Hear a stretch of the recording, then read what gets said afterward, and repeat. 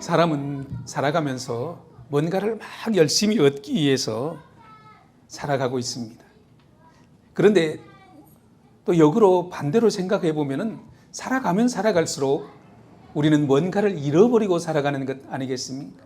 하나님께서 우리에게 주신 시간을 돌아보면은 우리는 계속 잃어버리고 있습니다. 또 돌아보면은 우리에게 주신 건강함도 연세가 들수록 오래 살면 살수록 잃어가는 것을 보게 됩니다.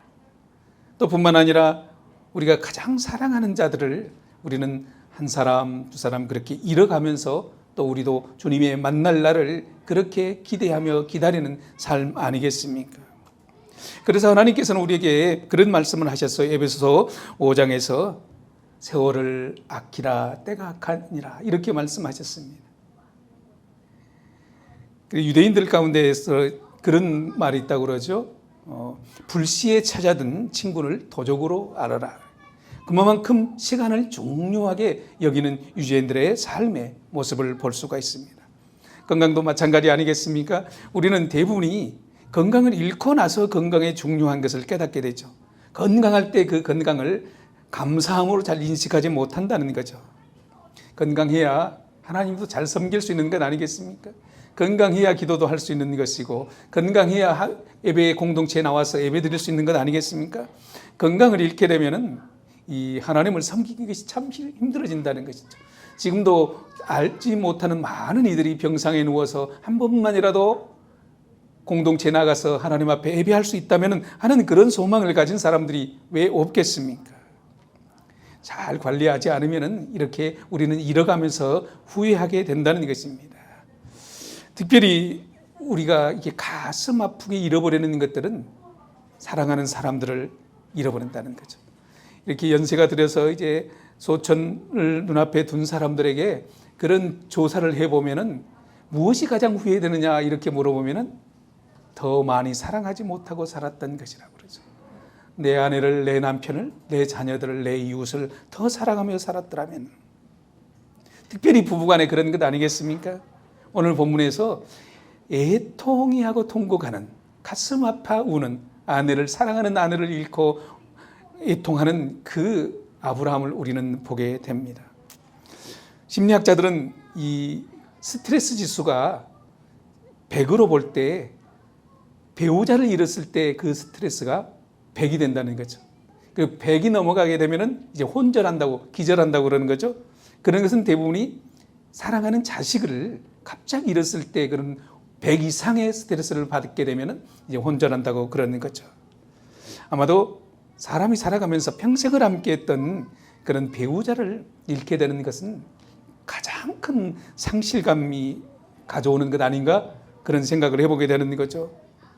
보내고 나서 사랑하는 아내나 남편에 대한 그 미안함, 또 그리움, 그리고 그 잃어버렸다는 그 충격, 어떻게 보면은 어떻게 살아가지 않은 그런 막막함, 슬픔, 절망, 고독, 우울한, 불안 이런 것 아니겠습니까? 저희 어머님께서 아버님을 보내드리고 나서 저녁에 집에 들어가기가 싫다고 그러더라고요. 캄캄하게 불 꺼진 그 집을, 아무도 없는 그 집을 들어가는 것이 가장 무섭고 힘들다고 그런 말씀을 하시더라고요. 오늘 본문에 보면은 사라가 127세를 살고 이제 하나님의 부르심을 갖습니다. 사라는 우리가 창세기를 계속해서 이제 살펴보면서 너무나 잘 알잖아요. 아브라함의 아내로서 아브라함을 따라서 거의 반평생을 60년 넘게 가나안 땅에서 살았습니다. 특별히 사라는 하나님께서 남편에게 후손의 약속을 받기 전까지만 해도 그 시대의 여자로서 가장 큰 수치라고 할 수 있는 불임을 안고 사는 여인 아니었겠습니까? 그 고통이 얼마나 컸겠습니까? 그래서 그런 것을 해결하기 위해서 이제 몸종을 첩으로 남편에게 주어서 또 아이를 낳으니까 그 아이를 통해서 또 받는 고통이 또 있고, 더 나아가서는 그럼에도 불구하고 남편의 무지와 불신앙을 인해서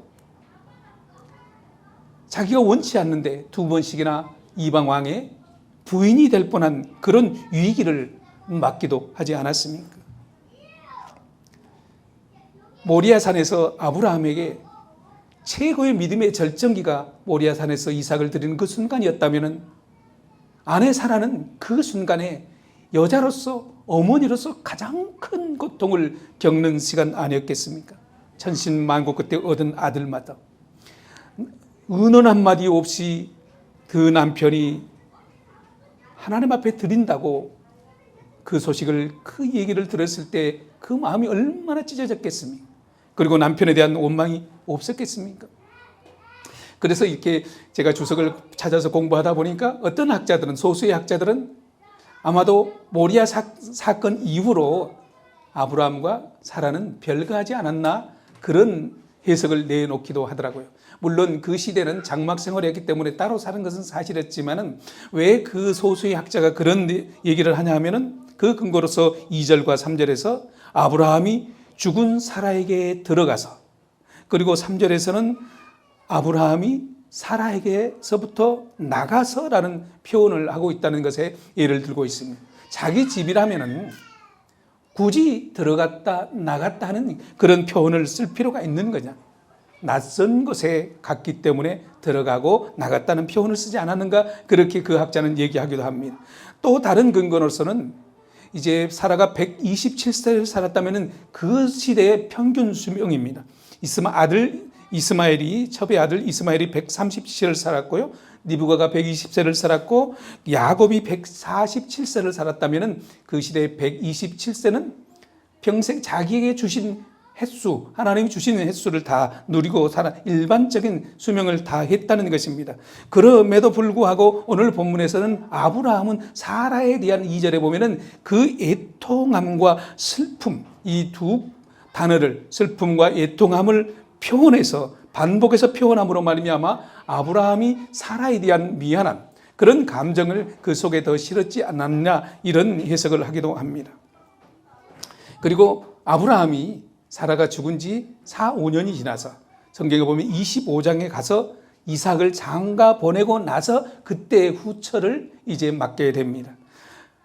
불편했다면은 사라 죽음 이후에 바로 후처를 맞이할 수 있었지만은 그렇지 않고 이제 몇 년이 지난 후에 또 아들 이삭을 장가 보낸 후에 이제 후처를 맞이하게 된다는 것입니다. 어쨌든 이 아브라함의 모리아산 사건 이후에 성경은 사라에 대해서 더 이상 언급하지 않고 침묵하고 있다는 것은 묘한 추측을 할 수 있는 뉘앙스를 우리에게 제공해 주고 있습니다.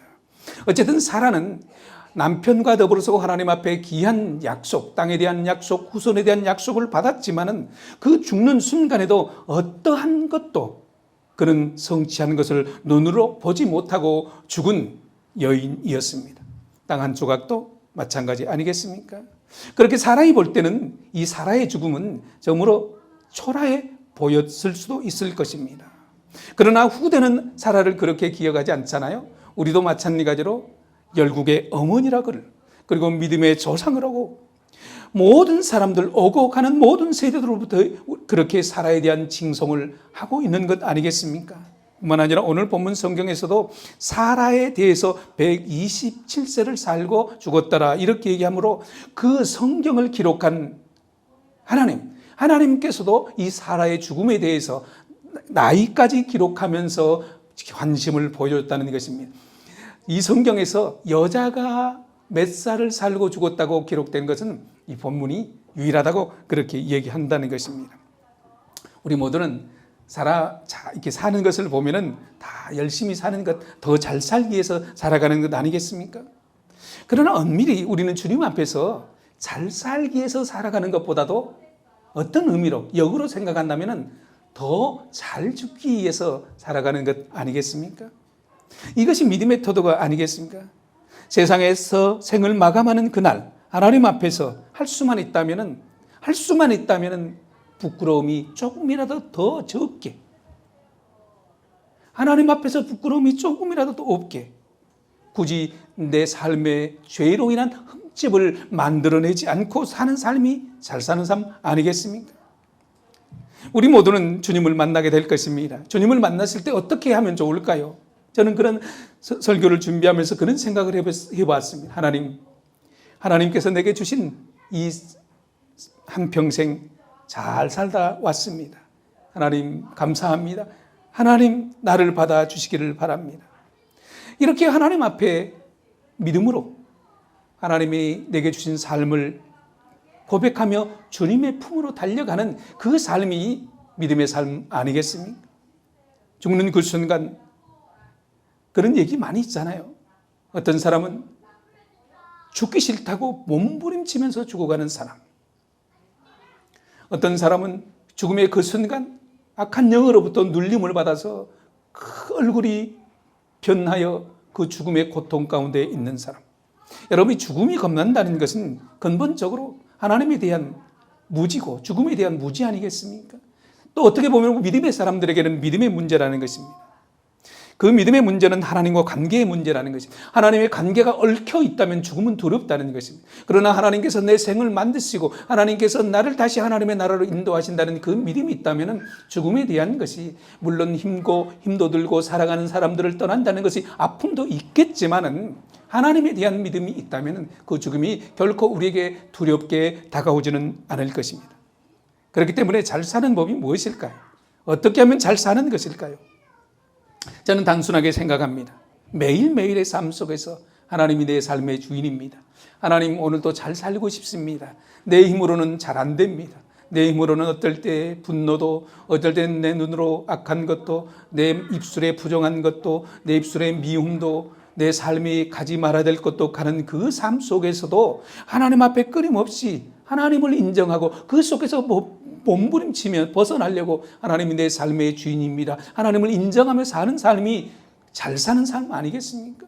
하나님을 잊어버리고 하나님을 기억하지 못하고 사는 삶은 필연적으로 하나님이 기뻐하지 않는 삶을 살 수밖에 없다는 것입니다. 우리가 잘 아는 것처럼 지난주에 여도의 순복음교회 원로 목사님 조영기 목사님이 소천하셨습니다. 온라인상으로 많은 논쟁을 하고 있는 것을 보았습니다. 물론 그분이 노년의 자녀들로 인해서 구설수에 오르기도 하셨죠. 그런데 그 논쟁 속에 어떤 사람들은 아주 심하게 지옥 같다 그런 표현도 하시는데 여러분 사람의 평가를 사람이 할 수 있을까요? 저는 그 과에 대해서는 하나님 앞에 맡겨드리는 것이 맞지 않나 그런 생각을 해보았습니다. 우리가 또 다른 사람에 대해서 그분에 대해서 그렇게 과를 논할 만한 그런 위치에 있지 않는 것도 제 모습인 건 너무나 잘 압니다. 그러나 저는 그분의 공에 대해서 한번 생각해 보았습니다. 70년대 80년대 한국교회 가난하고 어렸을 때 한국 사회가 기도로, 특별히 금식 기도로, 부르짖는 통성 기도로서 한국교회의 기도운동과 금식운동을 일으킨, 그리고 소망 없이 살아가는 사람들에게 하나님에 대한 새로운 소망을 주고 또한 치유와 회복을 주면서 희망을 주었던 그분 아니겠습니까? 그분이 일으켰던 기도의 운동, 금식 운동은 한국교회에 다시 올 수 없는 그런 부흥의 시기를 이끌었던 분은 확실히 맞습니다. 그 이후로 한국교회는 어떻게 변하고 있죠? 그 기도운동이 서서히 식어가면서 한국교회는 이제 유학파 목사님들이, 소위 유학파 목사님들이 들어오시면서 제자훈련, 성경공부, 또 찬양 집회로 이어지면서 한국교회가 기도의 운동이 식어진 것, 냉랭해지고, 기도보다도 성경공부가 우선되고 기도보다도 찬양이 우선되는 것. 저는 기도와 찬양과 성경공부와 제자훈련이 잘못됐다는 얘기는 절대 아닙니다. 그것과 동시에 그 기도운동도 식어지지 말았어야 되는데 그것이 저에게는 아쉬움이라는 것입니다. 지금도 돌아보면 조국 교회나 또 이민자의 교회 가운데 그런 뜨거운 기도, 성령의 역사가 일어난 그런 금식 기도, 이것이 살아있는 교회들이 얼마나 될까요? 그 기도가 식어지면서 교회 안에는 지성과 이성이 기도보다 우선시 되어 버리고 예배 시간에는 하나님을 향한 열망보다는 이성으로, 냉랭함으로 하나님 앞에 예배드리는 사람들이 더 많아진 것, 그런 현실 아닐까요? 저만 그렇게 느낄까요? 여러분, 오늘도 우리가 찬양을 했습니다마는 우리 속에는 하나님을 향한 영이 있고 또 우리의 이성이 존재한다는 것입니다. 그러나 하나님은 영이시기 때문에 우리의 이성과 지성으로 드려지는 예배는 하나님 앞에 연락될 수가 없다는 것입니다. 그래서 저는 일부러라도 하나님의 존전에 찬양하고 기도할 때는 가능하면 하나님 내 영을 열어주옵소서, 내 영으로 하나님 앞에 드리기를 원하는 그런 마인드를 천지하기 위해서 그런 몸부림을 치고 찬양하며 기도하고 있습니다. 여러분, 하나님은 영이십니다. 그렇기 때문에 하나님과 교제는 영으로만 가능하다는 것입니다. 아무 생각 없이 드려지는 찬양, 내 영으로 드려야 되겠다는 그 열망과 갈망이 없는 기도와 찬양은 우리가 지양해야 되지 않겠습니까? 내 속에 있는 영으로 뜨겁게 하나님을 만나려는 그런 몸부림이 우리는 찬양과 기도 속에 있어야 되지 않겠습니까? 여러분, 기도라는 것은 하나님과 연결되는 통로가 아니겠습니까? 저는 소망하기를 우리 교회도 그렇게 뜨거운 기도가 있고 정말 뜨거운 찬양이 있고 그런 열망, 갈망이 있는 그런 교회가 되었으면 좋겠다는 그런 생각을 목사로서 해보게 됩니다. 오늘 본문을 보면은요, 하나님께서 23장 전체 속에서 하나님의 의도는 어디에 있을까? 저는 곰곰이 성경을 찾아봤습니다. 그런데 하나님의 의도는 사라의 죽음에 초점이 맞춰지지 않다는 것입니다.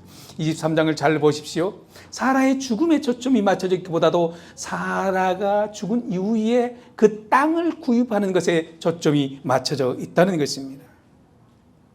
왜 그랬을까? 그런 생각을 해보지 않겠습니까?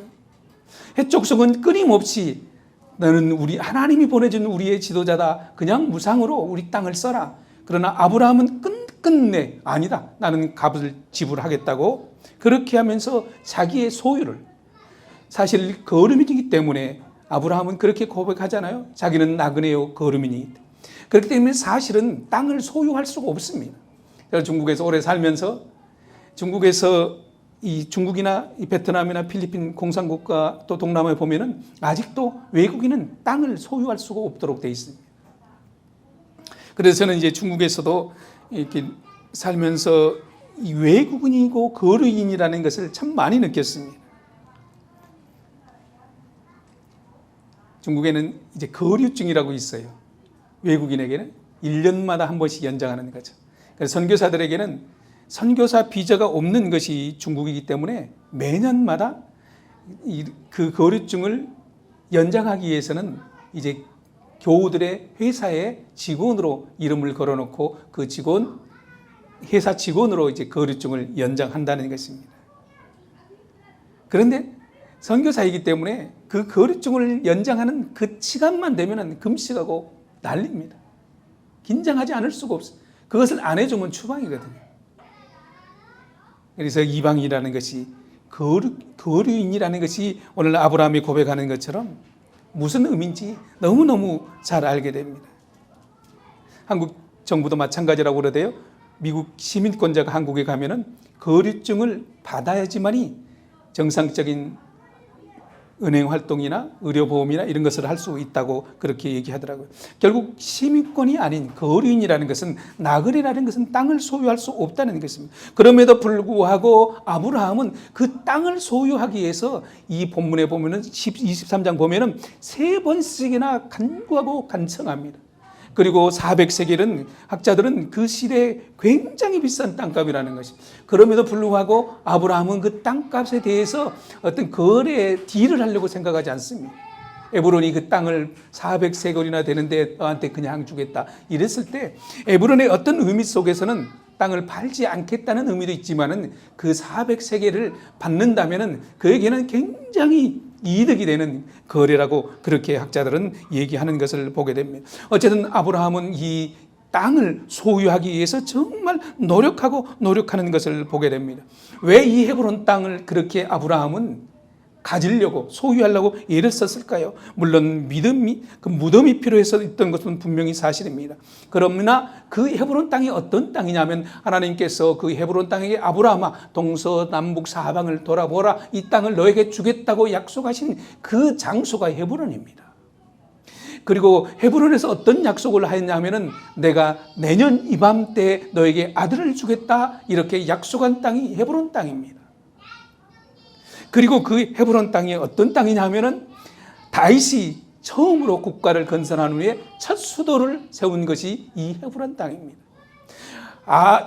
이 아브라함은 다 알지 못했을지라도 하나님께서는 아브라함의 그 심령 속에서 하나님의 일을, 하나님의 계획을 성취하고 있는 것을 보게 되는 겁니다.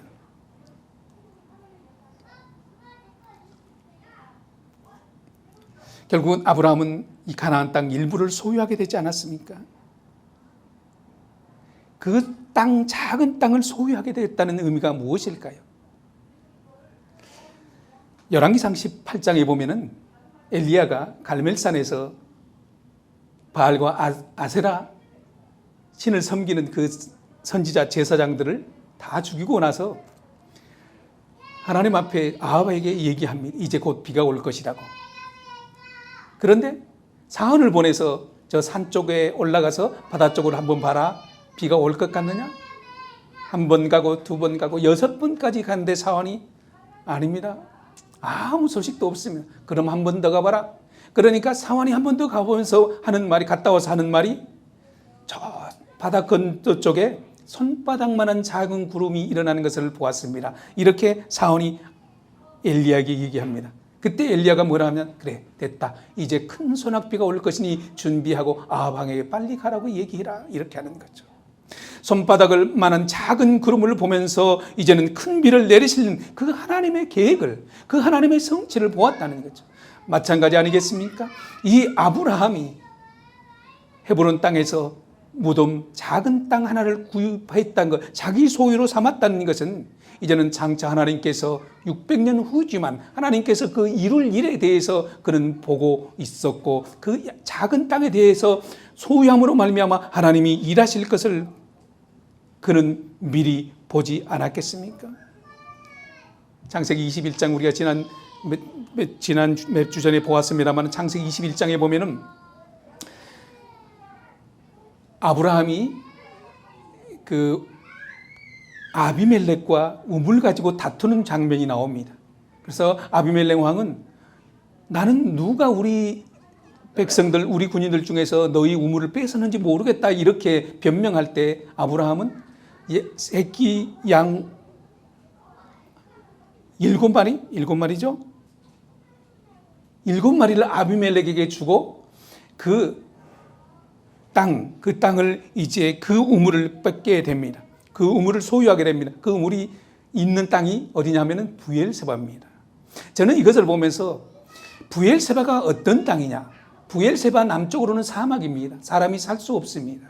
그런데 여러분 부엘세바라는 이스라엘 땅의 가장 남단입니다. 그리고 가장 북단은 단입니다. 그래서 이스라엘 백성들이 이스라엘 전체 땅을 얘기할 때는 뭐라 하냐면은 단에서 부엘세바까지. 마치 우리나라에서 한라에서 백두까지, 백두에서 한라같이 이런 의미가 담겨져 있다는 거죠. 그래서 저는 21장에서 하나님께서 그 우물을 삼으로 말미암아서 이제는 하나님께서 장차 주실 이스라엘 땅에 대한 남쪽 경계를 그었구나.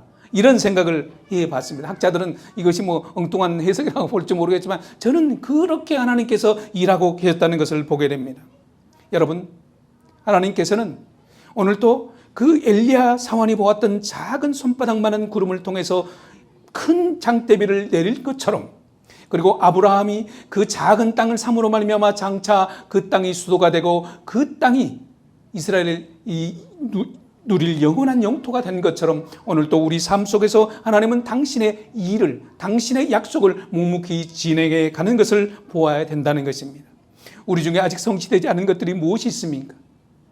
딱 한 가지 있습니다.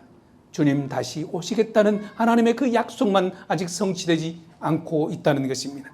그렇기 때문에 우리 주님은 다시 오십니다. 우리는 그 주님의 모든 약속이 성취된 가운데 이제 남은 그 하나의 약속, 주님 다시 오실 때를 준비하며 사는 것이 오늘 우리가 살아가는 삶의 이유고 목적이 되고 믿음의 이유가 되어야 되지 않겠습니까? 사랑하는 교우 여러분, 지금 우리는 누가 말해도 마지막 때를 살아가고 있습니다. 언제 주님 다시 오신다 할지라도 전혀 이상할 것이 없는 그 시대 속에 우리는 살아가고 있다는 것입니다. 마태복음 16장에 보면 예수님께서 제자들을 향해서 이렇게 얘기를 합니다. 너희가 저녁에 하늘이 붉거든 내일 날씨가 좋겠구나. 낮에 아침에 하늘이 붉거든 오늘 날씨가 굳겠구나. 날씨는 분별할 줄 알면서 어리석은 자들아 이 세대를 분별하지 못하느냐고 우리 주님께서 그렇게 말씀하셨습니다. 여러분, 하나님이 약속하신 것은 분명히 지키십니다. 그것이 전능하신 하나님입니다. 한치도 오차도 없이 성경에 약속한 것들은 하나님은 그대로 행하실 것입니다. 우리가 방심하고 있어서는 안 된다는 것입니다. 느긋하게 여유롭게 살아가서는 안 된다는 것입니다. 지금 우리가 한가롭게 세상의 어떤 것에 대해서, 세상의 악에 대해서, 세상의 어떤 것에 대해서 우리가 그것을 더 추구하기 위해서 몸부림치기보다도 하나님 앞에서 어떻게 살아야 될 것인가, 하나님 앞에서 어떻게 사는 것이 믿음으로 사는 것인가, 이 몸부림이 우리에 있어야 되지 않겠습니까? 그래서 오늘 우리 교우들은 다시 한번 성경 묵상을 공부하면서 매일같이 성경을 묵상하며 공부하는 그런 매일같이 하나님과 교제하는 그런 믿음의 삶을 살기 위해서 또 준비되었습니다. 사랑하는 성도 여러분, 오늘 예배 후에 또 한 주간 우리에게 삶이 주어졌습니다.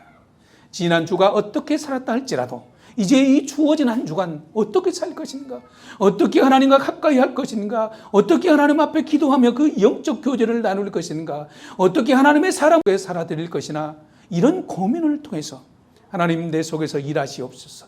나는 내 지성과 이성, 내 혼은 하나님의 뜻대로 살 수 있는 능력이 없습니다.